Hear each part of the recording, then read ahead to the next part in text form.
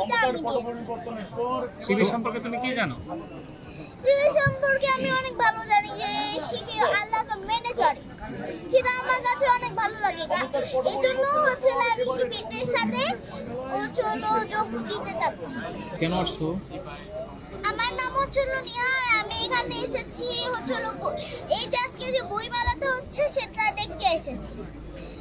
আর যদি আমি এখানে বইও নিতে এসেছি, জাস্ট আমি হচ্ছে ইসলামিক সব বইগুলো দেখে তারপরে নিব। কিন্তু এটা হচ্ছে আমি ইসলামের ব্যাপারে অনেক কিছুই জানি, বাট এটা আরো শিক্ষণীয় জিনিসগুলো আমি জানার জন্য আমি শিক্ষণীয় বইগুলো আমি নিব।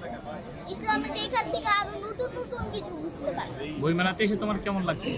আলহামদুলিল্লাহ, অনেক ভালো লাগছে। কি কিনেছো আজকে? এটা আমার কেনা হয়নি, বরং এটা আমাকে শিবিরের পক্ষ থেকে গিফট করা হয়েছে। শিবির কি চেনো? ইয়েস। কেমন শিবির? অনেক ভালো। শিবির করতে চাও? ইয়েস।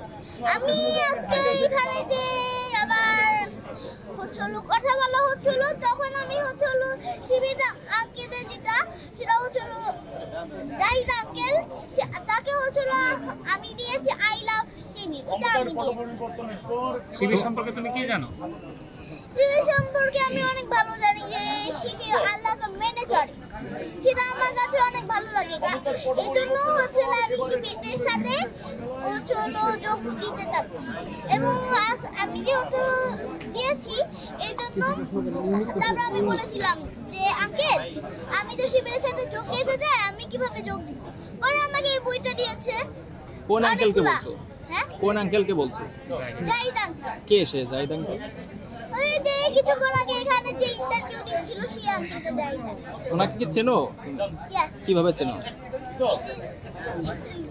শোনা হয়েছিল, তারপরে আবার এত কিছু হয়েছিল, তারপর আবার শিবির ডাকা হয়, তারপরে এখান থেকেই জানো।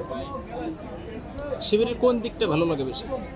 আমার শিবিরের পুরোটাই ভালো লাগে, যে তারা নামাজ পড়ে, তারপরে 5 ওয়াক্ত নামাজ পড়ে, সবাইকে আবার দাওয়াত দেয়, এরকম।